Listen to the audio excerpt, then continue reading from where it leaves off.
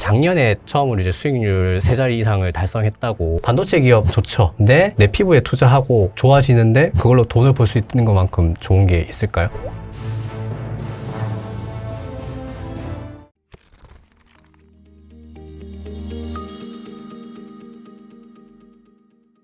저희가 홍진태 대표님 나오셨으니까 투자? 네. 요즘 시장 이야기? 이제 그렇죠. 또 2026년이 됐으니까. 안 여쭤볼 수가 없습니다. 아니 요즘 그 네. 불장이 어떻게 느껴지십니까? 너무 뜨거워요. 너무 뜨거워요. 더워요. 다 벗어야 될 것 같아요. 고객분들 막 문의도 더 많이 온다고. 원래 저희는 조그만 회사라서 찾는 분들이 별로 안 계신데, 네.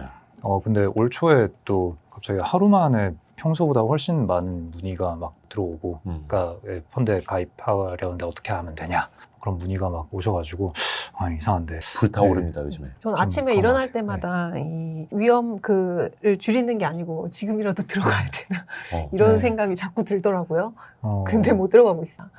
그래요? 요즘에 그러니까 좀 포모가 3,000포인트 때 못 느꼈던 포모가 맞아요. 이제 4,500포인트도 확 오는 것 같아요 사람들한테. 네, 아마도 연말 모임 하시고 친척들 뵙고 해서 약간 누구는 주식으로 얼마 벌었네 이 얘기를 좀 들을 듣고 테니까. 뭔가 그러신 거 아닐까 싶기도 하고, 거인의 업계 1권에 보면 또 그런 얘기, 1권의 맨 앞에 보면은 또 주식이라는 게 원래 위험하긴 한데 아예 없는 거는 그게 또 굉장히 위험한 거다. 그런 얘기. 그래서 그 시장 전체를 사는 인덱스 펀드 정도는 조금은 가지고 있는 게 인생을 위해서는 좋다. 뭐 그런 얘기가 또 있더라고요. 네, 누가 쓰셨는지 참. 그래서 기본적으로 장기적인 관점에서 봤을 때 주식이란 에셋이 다른 에셋들을 뛰어넘기는 해요. 근데 문제는 그 변동성인 거고, 근데 그 변동성은 내가 그 리스크를 짊어질 거냐 아니냐 보다는 어느 정도까지 감당할 수 있냐. 그러니까 내가 밤에 잠 못 자고 허리 아프고 막 이 정도만 아니면 되잖아요. 웬만한 직장인 분들이 100만 원어치 주식을 사놨는데 그 100만 원이 0원이 됐다.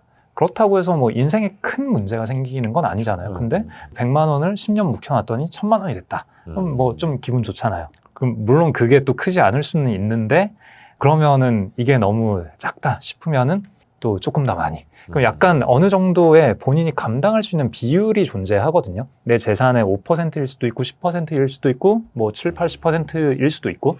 그래서 우리는 의사결정을 비율로 하는 게 좋다라고 생각하고, 그래서 지금 포모를 느끼는 분들은 물론 주식을 하고 있는 분들이 시장을 못 따라가서 아쉬움을 느끼는 저 같은 사람도 굉장히 많겠지만 아예 없는 것보단 낫잖아요. 그렇죠. 그래서 아예 없는 분들이 좀 위기감을 많이 느끼고 있는 거 아닌가 싶네요. 의사결정을 비율로 하라고. 네. 그러니까 내가 요 정도 투자했을 때 마음이 편하고 네. 이쯤 가면 조금씩 불편하고 네. 이 금액을 잃었을 때 네. 내 삶에 타격이 오고 이런 식으로 그렇죠. 측정을 하면서. 금액으로 보면은 100만 원이어도 100만 원 투자했는데 반토막 났어. 50만 원 생돈이 날라왔어. 이러면 되게 마음이 아프잖아요. 근데 이게 내 전체 재산에서 1%야, 0.1%야. 그러면 인생에 문제 없잖아요. 네. 그 재산에서 1% 정도를 좀 위험한 자산에 태웠는데 1%가 야금야금 늘어서 한 3년, 5년 후에 1.5%가 됐네? 이러면 조금 기분 좋잖아요. 근데 기분이 많이 좋진 않잖아요. 네. 그러면 한 10% 정도 해놓으면은, 네, 그래서 그 여러 자산 배분 책에서 권장하는 게 최소 비율 10%? 아무리 위험 회피 성향이 가장 강한 사람이라 하더라도 재산의 10% 정도는 주식에 배분해 놓는 게 좋다. 이런 얘기를 하거든요. 10% 배분해 놨는데 5년 지나서 15%가 돼 있으면 그러면 그래도 좀 유의미하게 기분이 좋잖아요. 네. 네. 1에서 1.5가 되는 것보다는 10에서 15가 되는 게. 그래서 그런 식으로 퍼센트로 의사결정을 하면은, 그러면 이게 하락을 하더라도 10% 베팅했는데 10% 빠졌어. 그러면 9% 돼 있는 거잖아요.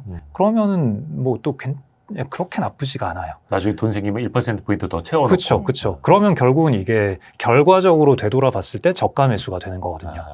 근데 이게 홍진채 대표님처럼 이렇게 자산 운용을 하시는 분이라면 이게 업으로서도 이렇게 하는데, 개인 투자자분들이 일단은 확 들어갔다가 확 뺐다가 시세짜리 확 누릴 것 같고 이런 착각들을 또 많이 하시니까. 그래서 컨트롤하기 그 힘들죠. 저는 가계부를 쓰는 게 중요하다고 생각하고요. 가계부를 투자 엑셀로 일지. 일지는 일지고 그 일기는 일기고 그거는 의사결정을 할 때 의사결정의 근거들을 기록을 해놓는 게 굉장히 중요하다라고 주식하는 마음에 나와 있어요. 네. 아, 오늘 이 책을 이 책 저자 저한테 좀 감사해야 될 것 같아요. 책 홍보 되게 많이 해주네.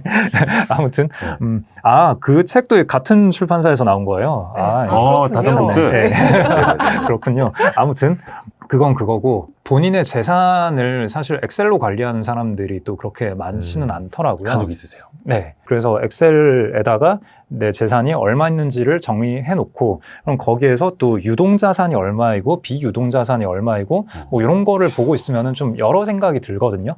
그래서 이 각각의 재산을 내가 머릿속으로 생각하고 있던 비율과 실제 엑셀로 돌려봤을 때 보는 비율이 또 되게 달라요. 그리고 본인 생각보다 부유하지 않을 수도 있고 생각보다 되게 부유할 수도 있고 또 유동성이 부족한 자산에 대해서 지나치게 높게 가치평가를 했을 수도 있고 지나치게 보수적으로 가치평가를 했을 수도 있고 또 현금 흐름이 창출되는 자산이 있고 그렇지 않은 자산이 있고 그러면은 그런 요소들을 놓고 어느 정도가 적절한 비율인가라고 내가 머릿속으로 생각하는 게 있을 수 있는데 그거랑 실제 비율이 차이가 좀 많이 날 수가 있어요. 실제로 보면은 이렇게 엑셀 작업을 했을 때 내가 유동성이 되게 부족하구나라고 느껴지는 경우들도 있거든요. 근데 주식이란 자산이 또 의외의 굉장히 이게 하는 사람도 잘 모르고 안 하는 사람도 잘 모르는 장점인데 하는 사람은 너무 산소 같아서 당연히 내가 돈 필요할 때는 이거 팔아서 쓰면 되지. 늘 그냥 주식 못 봐. 늘 그냥 산소 같은 유동성인 거고 주식을 안 하는 사람 입장에서는 당연히 투자로 돈을 벌려면 오랜 시간 묵혀놔야지 당연히 자금이 묶이는 거지 라고 생각하는 경우가 되게 많거든요. 근데 유동성이 좋으면서도 장기 성과가 좋은 대단히 훌륭한 자산이에요, 주식은. 그래서 그런 거의 소중함을 또 내가 가계부를 엑셀로 정리를 해보면은 이게 이런 용도로 배치가 될 수 있구나라는 걸 또 느낄 수가 있어요. 그래서 유동성이 좋다라는 걸로 사실 굉장히 프리미엄을 줄 수가 있는 재산이거든요. 네. 주식이라는 재산은. 너무 이상한 주식을 산 게 아니라면. 유동성이 좋으면서 장기 성과도 좋은. 그래서 최소한 자기 자산의 10%는 주식으로 담고 있어야 된다. 거기다가 엑셀로 꼼꼼하게 또 정리도 필요하고. 근데 진짜 예전에 저 라디오 할 때 어떤 분이 사연 보내주셨는데 요즘에 그 엑셀도 구글 시트 같은 걸로 공유가 되잖아요. 맞벌이 부부가 그걸 같이 공유한다는 거예요. 네. 맞아요. 하나로 가계부를 써서. 그렇게 해요? 네. 진짜? 그럼요. 그럼 남편 수입과 다 알죠. 다 알아요? 네, 네. 본인 것도 남편이 알아요? 네. 왜 이렇게 조금 거냐고. 마이스트리에서 조금 준다고? 2026년 시장, 네. 2025년 하반기에도 막 이렇게 전망하는 거 보면 거의 다 상고하저인 것 같아요. 네. 그렇지 않은 하우스가 없지 않나요, 거의? 대표님도 그렇게 보세요? 대한민국 국룰인 것 같아요. 근데 국룰이면 좀 위험한 거 아니에요? 근데 그럼에도 불구하고 계속 상고하저였으니까 그래서 여기서는 어떤 구조적인 요인이 있는 거 아닌가 좀 질문을 던져봐야 되고 일단은 상반기에 전통적으로는 좀 그랬었죠. 1, 2, 3 그 휴대폰을 많이 팔던 시절에 휴대폰이 2분기, 3분기 1, 2, 3으로 갈수록 좋아지다가 4분기에 훅 꺼져요. 재고 조정하느라고. 그러면은 1, 2, 3분기 실적 좋을 게 선반영이 되니까 한 3개월, 6개월 정도 선반영이 되니까 1, 2, 3 쭉쭉쭉 좋아지는 게 상반기에 좀 반영이 됐다가 이제 한 7, 8월 넘어가고 하면은 2분기 실적 나오고 3분기는 이미 진행 중이고 그럼 여기에서 피크아웃하고 4분기에 이렇게 QOQ 빠질 거 보이니까 좀 빠지고 특히나 4분기에는 그게 있죠. 금투세가 아니라 뭐죠? 양도소득세. 양도세, 대주주 양도세. 네, 대주주 양도세도 있고 하니까 4분기에는 일단은 정리를 하고 가자. 근데 이게 12월에 정리를 할 사람들이 많으면 나는 11월에 정리해야지. 그렇죠. 11월이 많아지면 나는 10월에 정리해야지. 뭐 이런 게 있잖아요. 그래서 글로벌리도 금융위기나 뭐 아까 말씀하신 뭐 블랙먼데이 그런 사건들이 다 10월에 있었거든요. 맞아요. 그래서 약간 날씨 추워지고 이러면은 또 얼마 전에 제가 본 재미난 통계가 있는데 미국 기준으로 일별 주가를 봤을 때 날씨가 맑을 때 강세장이고 좀 흐리거나 비 올 때 약세장인 게 약간 유의미한 통계가 있대요. 그 인간의 심리 때문에. 네. 기분 좋으면 주식 사고 기분 안 좋으면 주식 팔고 맞아요. 물론 그걸 가지고 매매를 하다가는 거래 비용이 너무 커서 이거 가지고 사다 팔다 하면은 알파가 안 나오긴 하는데 하여튼 주가만 놓고 보면은 그런 통계가 있다고 합니다. 유의미성이 있다. 네. 그래서 상반기엔 일단은 1월에 또 뭐 세뱃돈도 받았고, 이제 세뱃돈을 줘야 되죠. 네. 그 12월에 성과보수도 받았고, 그 성과보수 이제 어딘가 써야 되는데, 그럼 이걸로 주식을 사든가 백화점을 가든가 뭐 둘 중에 하나잖아요.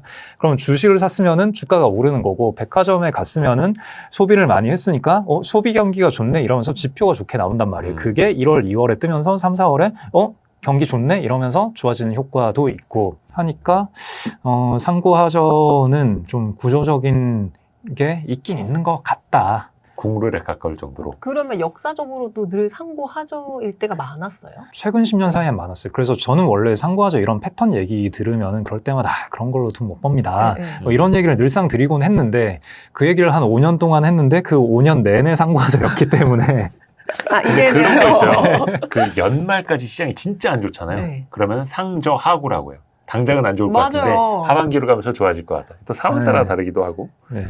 근데 이제 원체 2025년에 코스피가 거의 75.6% 주요 중심에 제일 많이 오르다 보니까 이례적인 상황인 거잖아요. 네. 그래서 혹자들은 국장은 여기까지일 거야. 다시 평균에 회귀할 거야. 라고 보는 사람이 있고 아니야 이걸 지금 반도체가 무섭게 땡겨가니까 이런 강세장이 이어질 거야. 이렇게 보는 일종의 낙관론이 같이 있더라고요. 예, 저는 뭐 둘 다 그럴싸하다고 생각하는데 사실 국장은 이게 한국 시장은 시장이 어떨 거냐라는 질문은 별로 필요가 없고 전자닉스 어떨 것 같냐. 네. 그러니까 이거랑 같은 그러니까 질문이죠. 약간 이게 글로벌 관점에서 보면은 코스피라는 거는 삼성전자와 하이닉스에 과하게 편중돼 있는 섹터 ETF라고 보면은 그게 더 그쵸. 정확할 것 네. 같아요. 그래서 전자닉스의 방향성을 보면 될 것 같고 일단은 올해 삼성전자 하이닉스의 영업이익이 무지막지하게 잘 나올 거다라는 거는 이견을 가진 사람이 없죠. 그쵸. 얼마나 더 계속 잘 나올 거냐. 분기 20조, 전자 분기 OP 20조 얘기는 이미 나오고 있고 아마 이 사- 영상 올라가면은 그 실적이 나왔을 거예요. 전종 실적. 네. 예. 네, 그래서 최근까지만 하더라도 한 17조, 18조 이렇게 잡혀 있었는데, 근데 이거는 뭐 이미 20조 나올 거다 뚫었고, 그러면 20조를 넘어서 25조 언제 가냐, 30조 언제 가냐, 뭐 이런 싸움이 될 건데, 아무튼 반도체 실적이 좋을 거다라는 거 자체에는 아무도 이견이 없는 거죠. 네, 그럼 네. 여기에서 여러 가지 시나리오가 있을 수 있는데, 반도체가 좋으면서 그렇기 때문에 작년처럼 전자닉스 위주로 달릴 거다가 있고, 그 다음에 두 번째는 PER이 낮을 때 일반적으로 저평가돼 있다고 생각하는 그 낮은 PER일 때 팔아야 되고 예. 높은 PER일 때 사야 되고 반도체는 그렇게 매매하는 거야 라는 게 들어맞아서 실적은 잘 나오지만 주가는 안 가고 기는 작년에도 한 11월쯤에 그런 상황이 있었어요. 네네네. 그렇게 될 수 있고 아니면은 됐고 모르겠고 인공지능 박살나고 그 뒷단으로 반도체 다 박살나고 붕괴야.